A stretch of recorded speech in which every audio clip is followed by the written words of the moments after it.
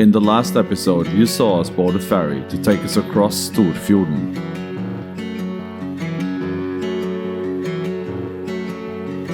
On the other side, we reached Norway's most beautiful fjord. And the town of Geiranger.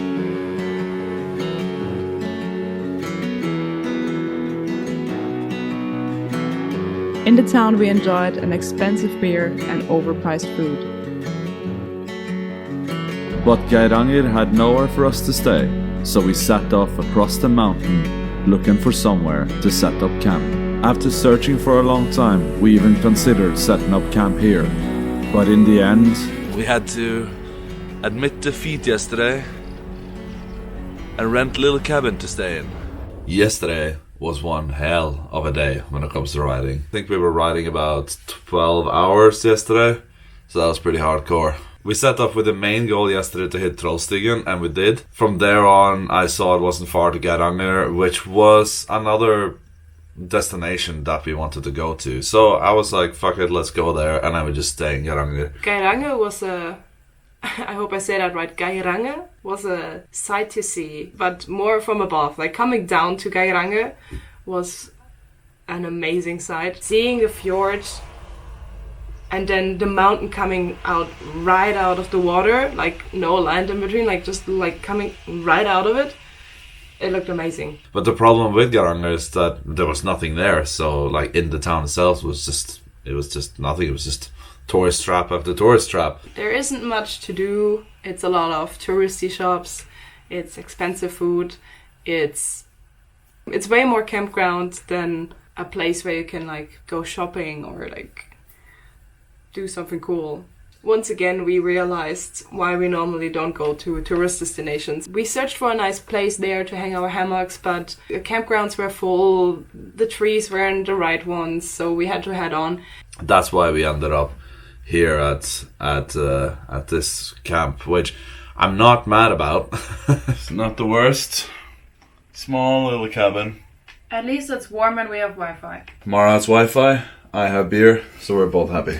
It was 700 kroner for this cabin, and at first I was a little hesitant. I was like, 700 kroner. Well, camping or our hammocks, they're free.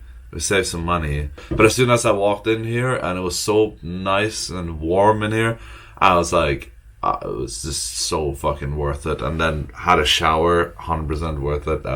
Today's not a great day for riding. It's just pissing down so far. So I'm not sure what we do today. And I think since the weather is gonna stay a little gloomy and rainy today, our journey won't be that long today. I can't stop looking out of the window and looking at all these clouds laying on the mountains. It's so beautiful.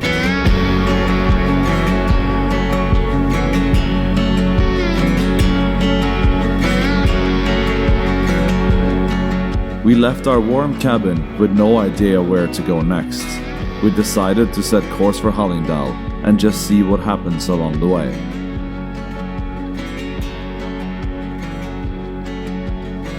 That's when we came across this magical place.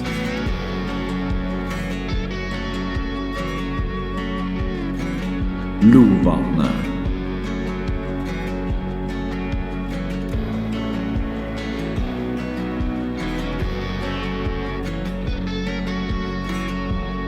We could not help ourselves to wonder, what is on the other side of this lake? So we went to find out. And we were not disappointed.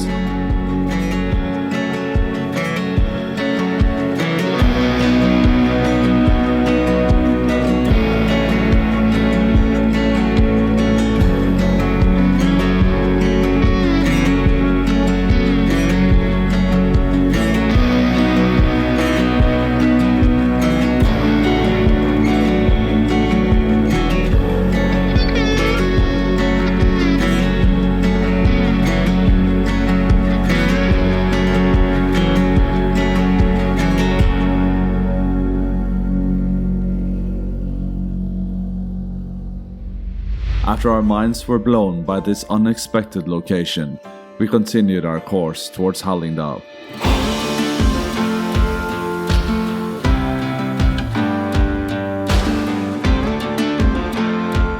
Even though the conditions were horrible, the landscape was still beautiful.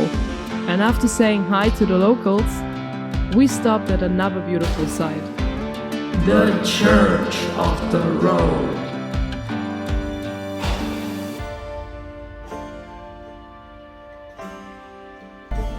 It's absolutely miserable out there.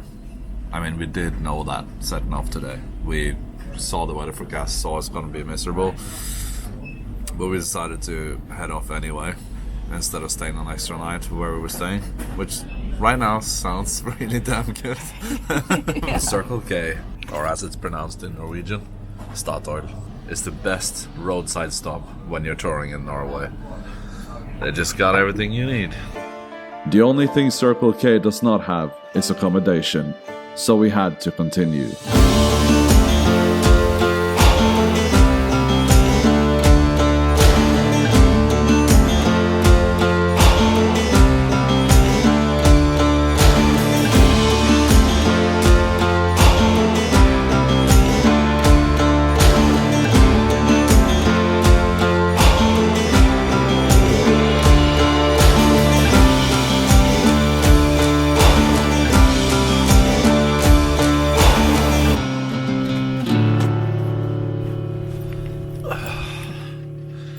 So we made our way through the rain, between the mountains and the mist, till our second home up here in Hallingdal. Yesterday was an unpleasant ride. The ride should have been around 5 hours, but with the weather and us just being tired and not wanting to deal with being completely soaked the entire time, I think we drove from Luen at 3 and arrived here shortly before midnight. We had two options. Either stay where we are, stay in that little cabin that we rented, or just carry on. But our decision to set direction for Hallingdal and see what happens along the way ended up with us ending up in Hallingdal because we didn't find anything along the way. If it wouldn't have been for the shitty weather yesterday, we probably wouldn't have come this far south already.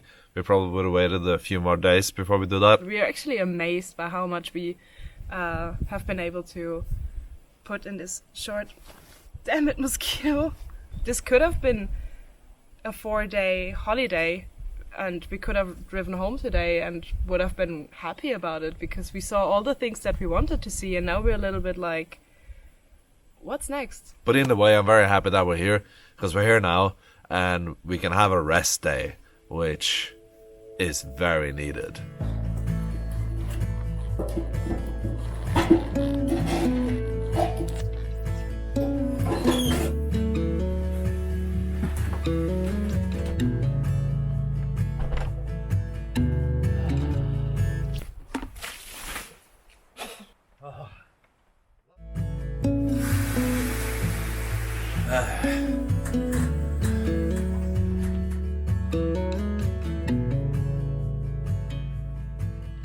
Oh, that was nice. But now we're gonna need some food.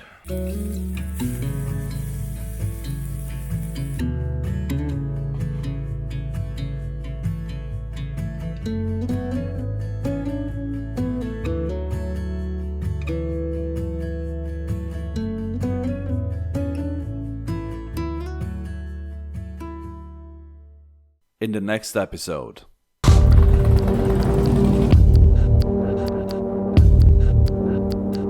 What happened to all the water?